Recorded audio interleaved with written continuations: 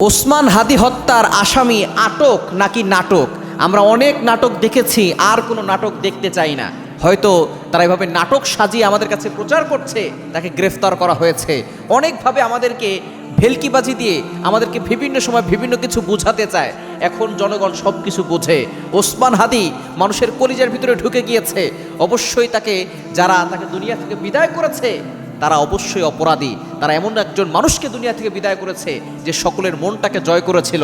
সেই শরীফ ওসমান হাদি যখন দুনিয়া থেকে বিদায় নিয়েছে, তখন হাজারো মানুষের চোখে পানি এসেছে, হাজারো মানুষ তার জন্য দোয়া করেছে, তার জানাজায় লক্ষ লক্ষ মানুষ হাজির হয়েছে। যারা তাকে দুনিয়া থেকে বিদায় করেছে, অবশ্যই যদি শুধু আটক হয়, আটক করলেই হবে না, নাটক সাজিয়ে যদি আটক করা হয়, এই নাটক আমরা দেখতে চাই না। আমরা দেখতে চাই ওসমান হাদিকে যারা দুনিয়া থেকে বিদায় করেছে তাদেরকে দৃষ্টান্তমূলক শাস্তির ব্যবস্থা করতে হবে। কারা এর পিছনে আছে, কারা কলকাঠি নেড়েছে, সকলকে তদন্ত করে বের করে দৃষ্টান্তমূলক শাস্তির ব্যবস্থা করতে হবে। ওসমান হাদির মতো মানুষ এখন পাওয়া মুশকিল হয়ে গিয়েছে।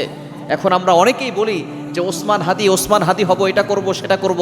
হ্যাঁ, অবশ্যই যুবকরা তৈরি হবে, যুবকরা এখন সামনে এগিয়ে যাচ্ছে আলহামদুলিল্লাহ। তবে এরকম মানুষ পাওয়া কিন্তু মুশকিল হয়ে যায়। এজন্য এরকম লোককে যারা দুনিয়া থেকে বিদায় করেছে, অবশ্যই শুধু তাদেরকে আটক করলে হবে না, তাদেরকে দৃষ্টান্তমূলক শাস্তির ব্যবস্থা করতে হবে।